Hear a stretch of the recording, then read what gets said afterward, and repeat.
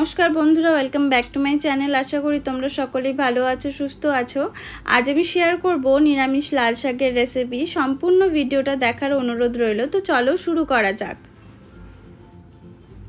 प्रथमेई आमि एखाने लाल शाकगुलोके केटे धुए एरकम करे जल झरानोर जोन्नो रेखे दिएछि।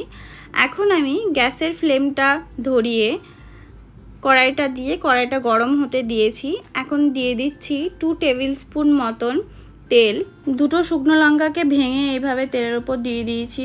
दिए दिচ্ছি 1/4 टीस्पून मतन कालो जिरे। एखन आमि दिए किछुक्षण नाड़ाचाड़ा करार परे आमि दिए देब केटे राखा शाकगुलोके। शाकगुलो देওয়ার पर आमि एकटु नाड़ाचाड़ा करे नेब।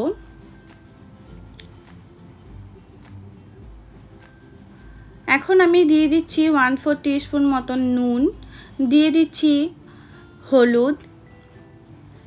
নুন হলুদটা দেওয়ার পর কিছুক্ষণ ধরে আমি শাকটাকে নাড়াচাড়া করে নেব।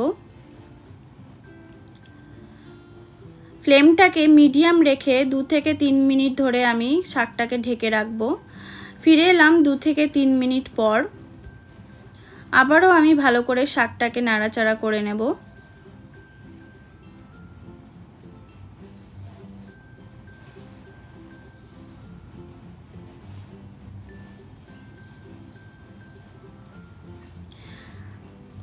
এখন আমি দিয়ে দেব সামান্য পরিমাণ জল। এইভাবে জলটা দেওয়ার পর আমি মিডিয়াম একদম লো ফ্লেমে শাকটাকে 4 থেকে 5 মিনিট রেখে দেব।